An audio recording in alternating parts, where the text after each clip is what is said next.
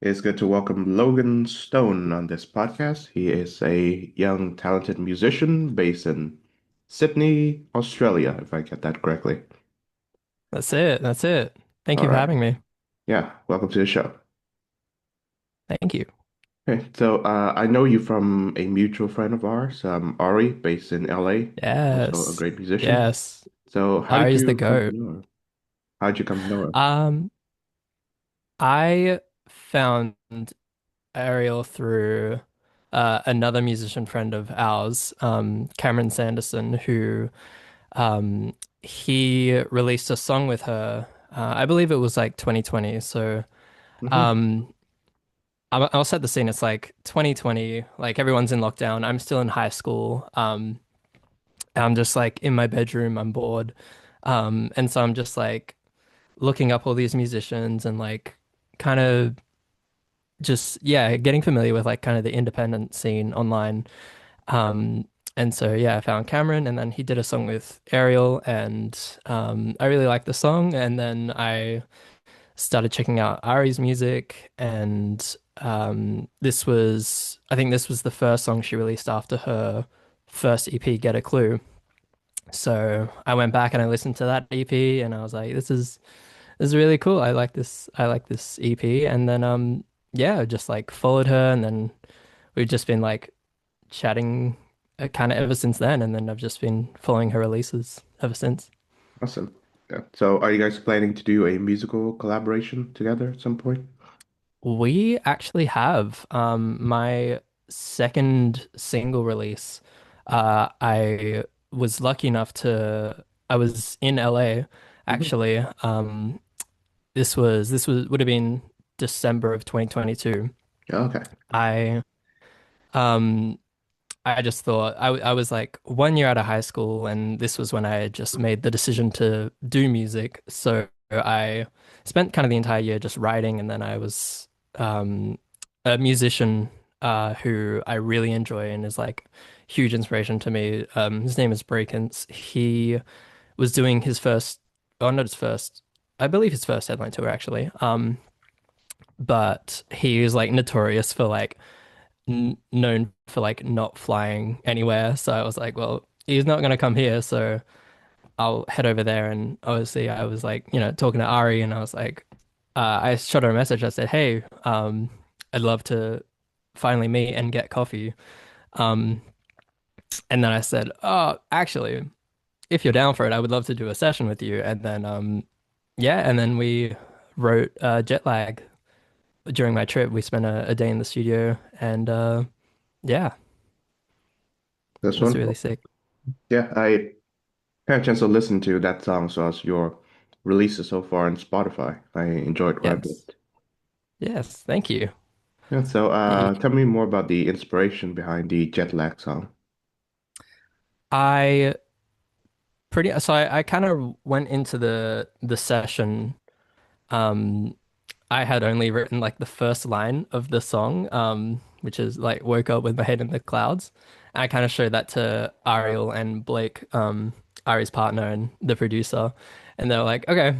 And then we just kind of like Blake just like started playing on the guitar, and then Ariel and I were kind of like collaborating in like songwriting and because like I was in LA for I think maybe like 4 days at this point. So I don't know, I was like well over my jet lag, but when we were first having that initial chat, we were like, oh yeah, I was pretty jet lagged when I got here. So I don't know, that was kind of the basis of it. And then at the time I was this would have been, yeah, this was like a whole year had passed since I kind of graduated high school and I didn't get into university. I initially wanted to be a graphic designer before I decided to pick up music. And doing my final year in high school during lockdown is very difficult. Um, so we were like, yeah, doing all our tests like in classes, like in my bedroom, and it definitely like affected like my mental health and um my results with it all. So I unfortunately didn't make it. as a as a graphic designer in the class in university. So I was like, I'll give music a try. Um, and so I just took a gap year and I attempted to start writing my own music because at that point I had done some graphic design for some other artists. Like I'd done some cover art, some visualizers. So I thought I'll give it a go. I've been singing my whole life, so I might as well. And then um yeah, come to that, obviously the natural drift of, friends going on their different paths. And so I was kind of reflecting on that towards the end of the year. So yeah, we were kind of just writing about that and like how the mental health was like affecting me at the point and just trying to do the music. But yeah, that's sort of the story behind it all. Wonderful. Yeah, and glad you got to meet her. Yeah, yeah, she's great. Hmm. She's so sweet and lovely. And Blake, they're singing in the bridge actually of the song. So if you Oh want to yeah, like listen out next time, yeah. of course. Yeah, I'll keep that on notice. Okay. Yeah, yeah. So, how was the flight from Sydney to LA? Oh gosh, it was long. I was I was on a red eye. I believe I'm only very familiar with that term as of recent, but it was like 15 to 20 hours. I had left Sydney. It was like 11 to 12. It was like 11 to noon. And then I arrived in LA at 6 a.m. on the same day. So I pretty much like time traveled, which is really, really cool. But yeah, I had this kid kicking my legs next to me, like on my left side the entire time. I had to get up and go to the bathroom one time, but everyone had already fallen asleep. So I just like propped up on my like plane seat and I like jumped over the woman on my right, in which turn I like woke her up and I ran to the bathroom. I was like, no, I can't deal with this. And then when I got back, she's like there sitting up and I was like, I'm so sorry. I'm so sorry. And she was nice about it. But that was a flight over. So and that was cool. Okay. Yeah. Yeah, and how was LA like? It was really cool. It was my first time uh in a foreign country by myself. I was 19 at the time, and so in Australia it's legal to like go clubbing and like go to a bar and like have a drink. But in America it's 21. So um I may or may not have went into a bar with the help of some friends that I made there initially. But what else? Yeah, I don't know. It was just kind of really cool seeing like all the sights and like the got to see the Hollywood sign and the Hollywood Boulevard and just yeah, walking around everywhere. I didn't get to go see the observatory. I would love to eventually when I get back. But yeah, I tried figuring out how to like get around. I'm very used to like public transport, so I would like walk up to three gas stations, as they call it in America, and I tried asking each person. I even went into a Target and I was asking people at the cashier, I'm like, how do I use public transport? None of them knew. Everyone is so just like they drive everywhere or they get Ubers. So that's kind of what I ended up having to do. I just had to Uber everywhere, which was yeah, I don't know. It was fine, but yeah, it was very, it was yeah, definitely a huge like kind of culture shock. And as well like yeah, driving on the wrong side of the road as well. I wouldn't say wrong side, but like I'm used to the other side, and I'm sure Europe's the same. So that was very interesting. Yeah. Well, as far as I can tell, only in Britain do driver's seats on the right of the motor Oh, vehicle. I know I Australia see. does too, but for the most part, continental Europe, the driver's seat's on the left. Wow. Okay. There you go. I didn't know that. Yeah. Yeah. So, how old are you currently? I'm 21 at the moment. Okay, so you're legal now. Yes. Yeah. If I go back now, I will definitely be allowed in this time. Yeah, you mentioned not being able to finish university. So is that still part of your plans? I actually I did a music course in 2024. Um yeah, I did my no, I graduated in 2024. I did my course in 2023 because it got to what's the name? It got to like half of the my gap year, and I was like heading out to a studio session, and my parents were like, Logan, you've gone halfway through your gap year and you got nothing to show for it. Like, you need to be studying next year. So I thought I'd hit two birds with one stone, and I would study music. So I did an advanced diploma of music at Abbey Road Institute. So yeah, started that in 2023. Um, it was a 1 year course, so they kind of jammed everything into the 1 year. But yeah, I learned a lot. It was really good to be in a community and kind of learn face to face. Because when I was like starting up producing, like I was inspired a bit by like everyone in the lockdown and like, you know, making all these friends of like other musicians during the lockdown. Like I attempted like producing on like FL and GarageBand, but I really didn't know what I was doing, and I tried to watch YouTube tutorials, but I was just not grasping, uh, you know, the basics of producing. So yeah, I was thought it was a good. Initially didn't want to like study after the gap year, but worked out for the best. And yeah, graduated in 2024 and had the opportunity to actually go over to the Abbey Road Studios in London and actually graduate. Paul McCartney showed up as well to the graduation for a good like 15 minutes, did a little speech, and then was like, "All right, I'm off to the other room to do my now."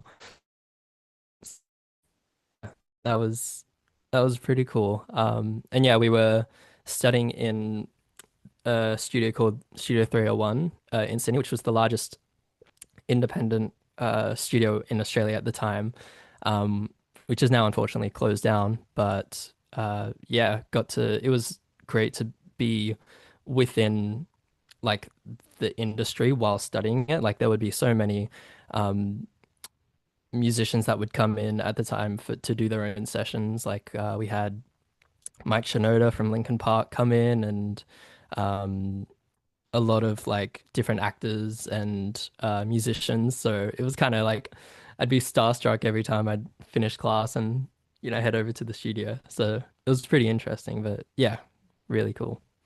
That's nice. Yeah. So, what are some of the most interesting things that you've learned during the course? Definitely, we went through like the acoustics, for example, like how like treating a room to get a good recording. That was really interesting. Learning the business side as well, of music. So like learning how to read contracts, understanding record deals. That's been like a huge help with like my journey into music so far, and like what to be wary of. And yeah, what else? Learn like how to score score for movies, which is really interesting. It helped out a bit with I've done two music videos so far, and so that's really helped out a lot with that. And just having teachers that are actual like engineers for a lot of like the Australian music scene has been really helpful as was really helpful as well. And so that's helped build some connections so far. So yeah, really, really happy with my course. That's great. Yeah, and yeah, I'm pretty glad that Sir Paul gave a speech in your graduation ceremony. Do you remember the contents of the speech? Yeah, they were kind of, they started off the ceremony like by awarding the staff of all around. So like the institute had uh, courses in, there was Australia, so there was me in Sydney. Then they had like South Africa, Miami and Florida, and then they had like obviously London, Amsterdam, and then just heaps around um, Europe and like France. And so they started off the ceremony awarding those, and then they left London to last because um, I'm assuming that's just because they were all there, and they started awarding like the actual staff of the actual studio. So Paul was awarding a certificate to one of the engineers that actually helped the one of the engineers that actually worked on the Beatles. a few of the Beatles albums. And yeah, I was kind of seated on the left side of the studio, and he and his daughter like walked right next to like, so my friend was sitting on the right on the edge, and then I was right next to her, so pretty much brush shoulders. And then there was like this French guy that was sitting behind me, and like once he caught a glimpse, he was like he screamed into his mouth and he was started crying. It was yeah, everyone was very starstruck, but yeah, basically he was awarding the ceremony to this guy that had been there ever since the Beatles, and yeah, That's cool. yeah, Yeah, must be amazing. Yeah, he's always been my favorite of the Beatles. yes, definitely. So, how would you describe your music? I would describe my music. It's very influenced by a lot of pop and electronic. I definitely got into music around the time when the kind of electronic scene was definitely starting up. So I'm yeah, definitely influenced by that kind of scene and just a lot of the kind of modern pop these days. I'm definitely inspired by a lot, especially the fact that like a lot of the modern pop musicians are sort of around my age as well. So that's definitely a huge part of my like inspirations.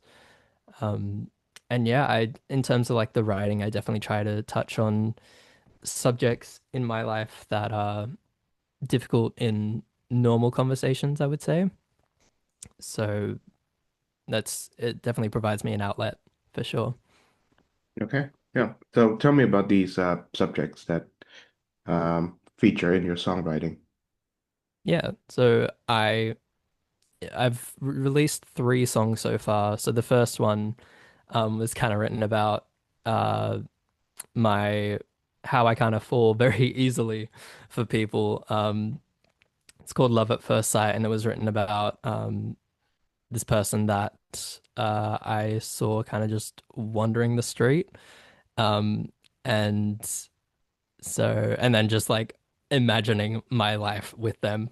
And so I kind of wrote it all down. I was 18. I was like 18 at this time, so it was very much I don't know. I some of the lyrics I don't really relate to anymore these days, but I still very much enjoy the song.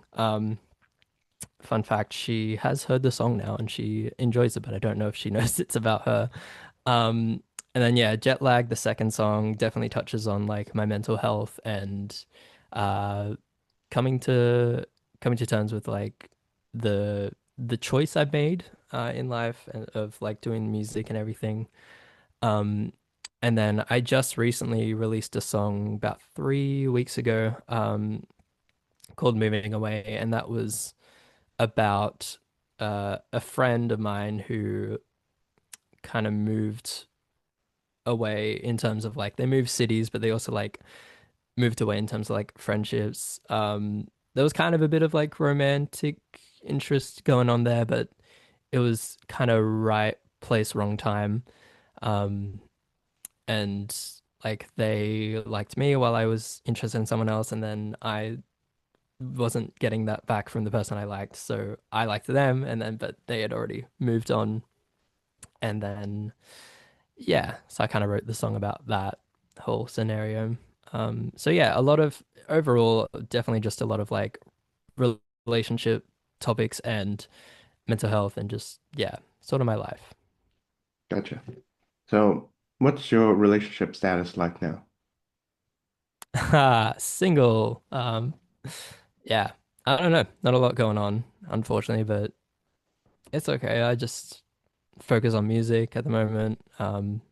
You know, sure something will come up when it comes up. Yeah, of course. So, What about yourself? what's the music scene in Sydney like? Sydney is, in terms of the entire country, Sydney is probably the best uh for the music scene in general. There's definitely a lot going on, a lot of like live gigs every week.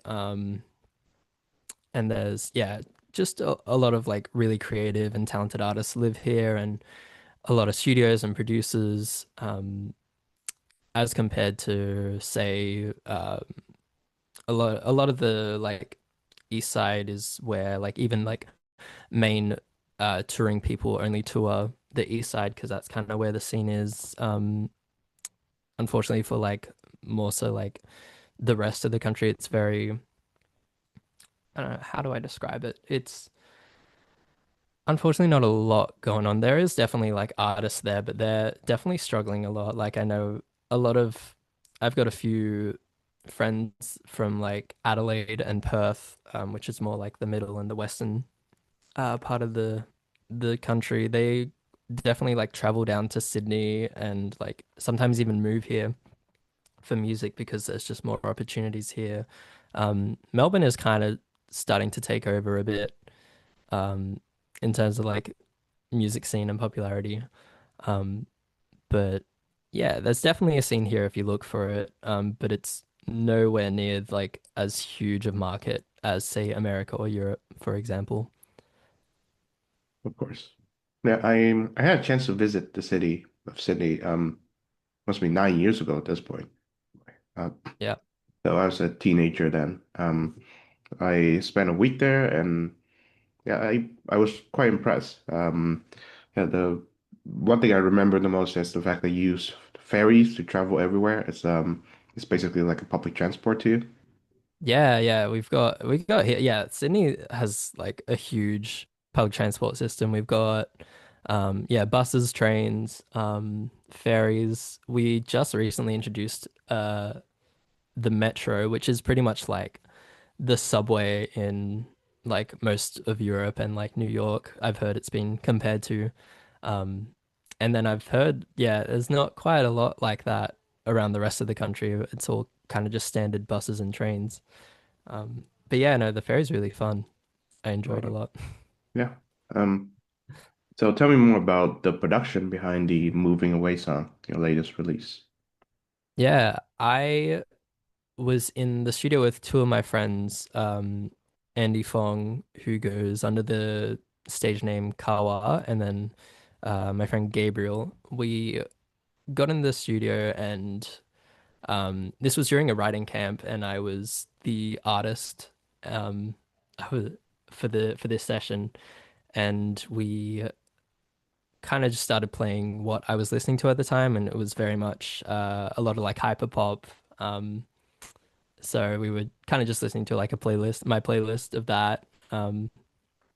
And then Gabriel started like working on the beat, and Andy started playing the guitar, and then I was just like writing lyrics down. They were just like coming out of my head. It was honest. It's probably been like the fastest song I've written, I would say so far, because it was just so easy coming up with the lyrics. And by like the first hour, we had pretty much had like the first verse and the chorus done. So that was pretty easy. And then went on lunch break, came back, recorded it all, and then I was like really stumped with like a second verse and a bridge. But I ended up using a scrapped demo I made um like a couple months beforehand as the second verse because I unknowingly wrote it about like the same person that the song was written about, and then ended up using one of Andy's old demos as the bridge as well, which he so gracefully gave to me. Um, and then yeah, spent the rest of the time just sort of mixing and doing all the producer stuff with Gabriel until it pretty much came out. All right. Yeah, and that's a wonderful song. Yeah, thank you. It's probably my So, favorites. It's yeah. my favorite one I've released so far, I would say. hmm So have you had a chance to perform the song live? Yeah, I have done a total of 3 gigs so far, like under my stage name. I did a student showcase with my course, and we were given like 15 minutes to do a set. And so my set kind of consisted of the 3 songs. I did a cover, and then I did one more original song. Um, and then the second gig I did, I got a half-hour slot. I was supporting another local Sydney musician, Lake Crookmouth, and I was able to play it there as well as heaps of other unreleased songs. And then I just recently, about 2 months ago, did a show at the Oxford Art Gallery, which is it's a pretty iconic venue in Sydney. It's where like Billie Eilish did her one of her tours there, and so many other like huge names. And I was able to play the song there. So I pretty much played it at every show I've done so far. Um, and yeah, we'll continue to do so. I was planning on actually touring this song, doing sort of like a mini tour in Australia, just doing Melbourne and Sydney, but I unfortunately had to scrap it because the Melbourne venue pulled out beginning of this month, just before the song came out, and wasn't having too much luck with Sydney venues. So I don't think it's my time just yet to do my first sort of headline tour, but I'm definitely still very much uh, abusing touring companies' emails and uh, asking artists like, "Let me open for you, please. I love performing." Um, yeah, Yeah, certainly. It's yeah, it's tough for musicians these days to perform live, right? definitely more so in Australia, I would say, because yeah, I don't know, not a lot of people are kind of going out to live gigs much anymore. I think it's definitely a product of COVID, kind of killing that for a lot of people. But I think it's definitely been coming back, in the last few years. But yeah, I'm really glad with the opportunities I've been given so far, and I just love performing. So I definitely want to get back more on the stage All right. Yeah, I hope you do. for sure. I'll make it happen. So, did you grow up in Sydney?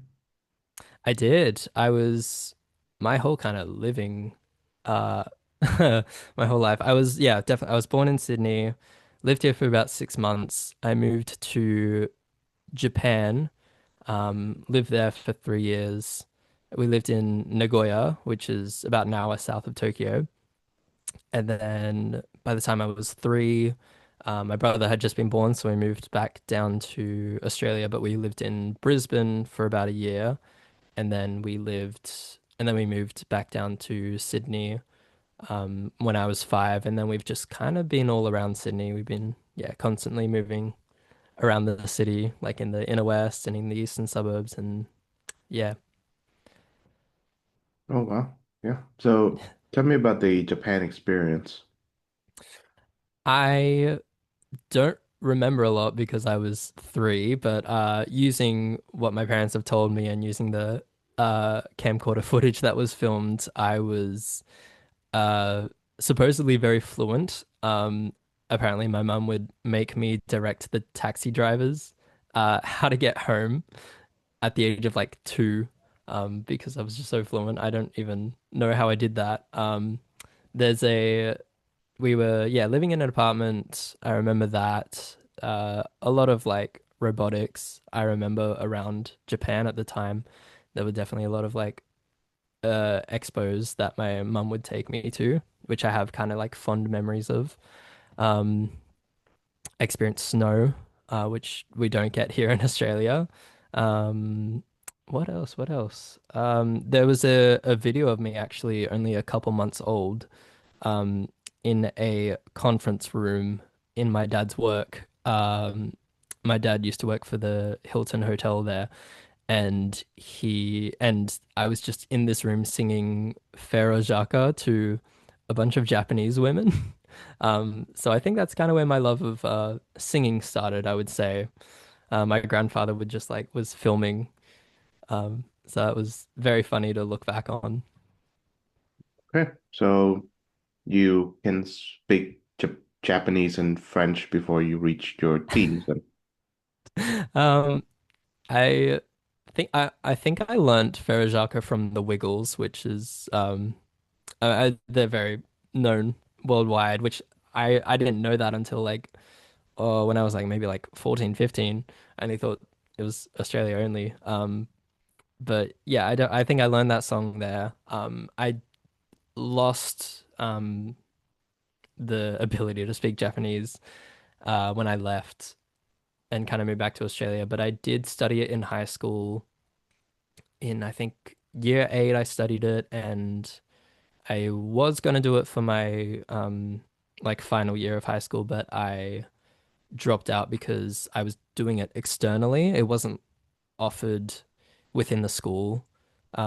Unlike year eight, there was only it was really weird. It was only like one class because they only had one teacher there, and I would kind of just call my teacher at the external school to learn Japanese once a week, compared to like having three classes each week. So it was yeah, very difficult because the other subjects pretty much had most priority. Um, No. but yeah, I know like kind of the basics, I guess, but yeah, it's very broken now. I definitely couldn't speak it now these days. Yeah, I certainly understand that. So what was high school like for you? It was yeah, interesting. I went to a sort of a music school. I got in on a scholarship with the choir, which was really cool. Up until year eight, I started at my high school in year five, because of the scholarship, and so I spent kind of 3 years in the choir. But the schedule was really quite a lot. We didn't have like Easter or Christmas breaks for the those 3 years, which is very brutal to take away from a 12-year-old, I would say. Like everyone would be off in school holidays, but we would be going back every single day to like sing mass and all this. But and then yeah, left that in year eight, and then just yeah, I went to an all boys school, which was very interesting. Um, and yeah, definitely when it came to year 11, which is when the COVID uh was starting up and affecting all the classes, that's when it definitely took a huge toll. But yeah, that was kind of my high schooling experience. Mhm. Do you still have fond memories of it? I would say so. Yeah, we definitely got a lot of opportunities with the choir and the school in terms of music. For me specifically, we have we would hold our like school concerts in the Sydney Town Hall, which is a yeah, huge venue.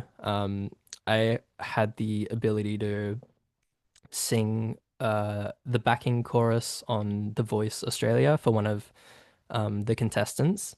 So that was definitely huge. And then I think probably the biggest one we had was the um we got to sing on the Lego Batman movie soundtrack. They hired the boys choir, which was us, for the soundtrack, and we all went to go watch it when it came out, the choir, and in the credits it says the choir's name.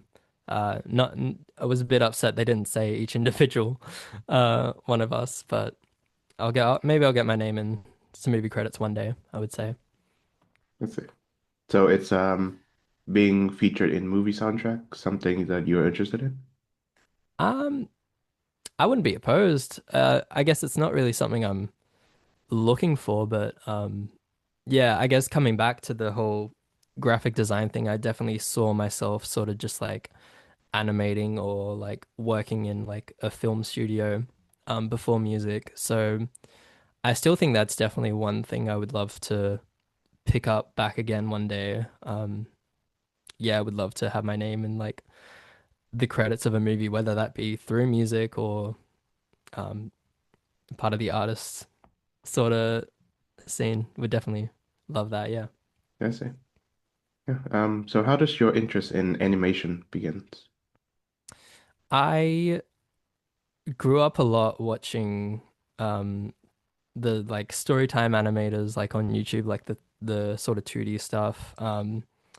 Grew up watching like Pixar and all that. Like my favorite movie ever is Wall-E, and I was fascinated with the kind of like the contrast of like the abandoned world and then the sci-fi space sort of scenes. So and that's kind of where my love for like rom-coms came from, and probably why my first song I decided to release was a love song. Um, So it's always, yeah, I've always just had such a fascination with it. And then I was learning like 3D animation for like for school, and I used it in my like final assessment. I was um making, yeah, 3D sort of animations for that, and it's helped me with my music videos. I've had very little amounts of like CGI in the music videos, but it's helped out there. And I'm still always sort of fascinated by it, and like what new sort of tools are coming out in terms of like Blender or like Unreal Engine. So I'm still definitely like following all that very closely. Um, and yeah, I'll play around with it eventually here, like here and there. Um, but yeah, I'm a huge nerd essentially. Cool. Yeah. Yeah, maybe someday you can animate one of your music videos. Absolutely. That's the dream one day. So what music are you listening to right now? At the moment, I am still definitely very much into like my hyper pops and my, yeah, the pop music. Been loving the new Tate McRae album, has been on repeat for a while. There's this one artist named Jane Remover. They dropped their album in April, and I have not been listening to anything else pretty much since then. Um, so yeah, my sort of music taste is very eclectic, I would say. I really have an appreciation for sort of every genre kind of coming into music. Like I'm a like rock music, for example, I'm very much into, and like uh metal and all that. What else? Yeah, EDM, definitely a huge part, like dubstep. Country I really enjoy as well. Um, yeah, I don't think there is a genre I hate really. So yeah, So what makes hyperpop different from just regular pop? hyperpop is very much sort of electronic and hyperactive, I guess, in the name. It's definitely what I'm trying to sort of trickle into in terms with my music. I feel like moving away was my first sort of stepping stone into that. Because there are a bit of like there are like hints of electronic implements in my the first two songs. Um, but yeah, I've been loving, yeah, the sort of hyperpop scene. Um, Watching a lot of like tutorials and production breakdowns have definitely inspired me a lot. And yeah, just sort of the subject matter of the lyrics and just how the music makes me feel is definitely what drives me to the genre, I would say. Let's see. I see. So like really up tempo kind of stuff. Yeah, definitely. So compared to that, what music did you listen to as a kid? As a kid, my first ever like album I ever got was The End by the Black Eyed Peas. Um, so yeah, the Black Eyed Peas are a huge like inspiration to me, like musically. Like I said, I started getting into music pretty much when the electronic scene was starting to take over, and that album was what it stands for is pretty much that uh pinpoint of when music started becoming more like electronic and mainstream.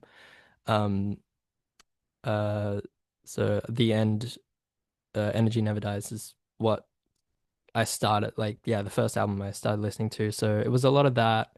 Um and then a lot of like David Guetta I was into, Avicii, Skrillex. Um and then I guess whatever was sort of popular at that time as well, in terms of pop. I don't know, like a lot of who else? I had a whole like CD collection growing up. That's sort of how I listened to like my music. So um sort of whoever was kind of collaborating with like David Guetta at that time. I remember like Flo Rida, Nicki Minaj, Usher, Justin Bieber as well, of course, the GOAT. Um, during that whole time of like early 2010s when it was so unpopular to like him, I had to like keep my interest of him on the low as to not get bullied in primary school. Um, yeah, what else? I'm very much into like musical theater a lot, so I was listening to a lot of that and while doing it as well. Um, so that's pretty yeah, very eclectic as a kid as well, I would say. Yeah, certainly. Yeah, I remember, the Black Eyed Peas were really big. I think between like 2005 and 2010. Yeah. Isn't the album that you refer to has that was it I Got a Feeling song, right? Yes, Got the absolutely. feeling. That's Yeah. a classic off the album. Yeah, definitely. Yep, that's one of their most well-known songs, aside from the My Hum song from the one of their albums Yeah. in the 2000s. Yeah, Monkey Business. That's a good album as well. I love a lot of the like the old pretty much the first six albums is definitely what I was very much into. Yeah, Monkey Business was I think that was the second album I actually ever bought. Um very good album. Had Pump It as well. Uh Mhm. yeah. Yeah. I believe the two of the Black Eyed Pea members, I think Will I Am and another guy, um, they were the proteges of the Los Angeles rapper Eazy-E. You know him of the Yes. NWA fame.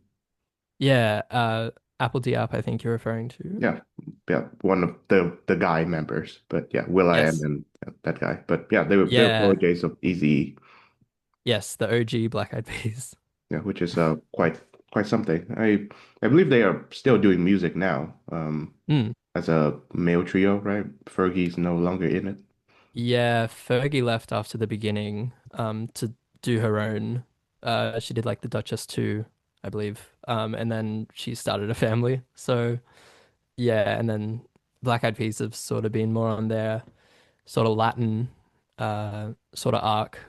I haven't really had much interest in listening to those two albums. I'll probably get around to them eventually. But yeah, they left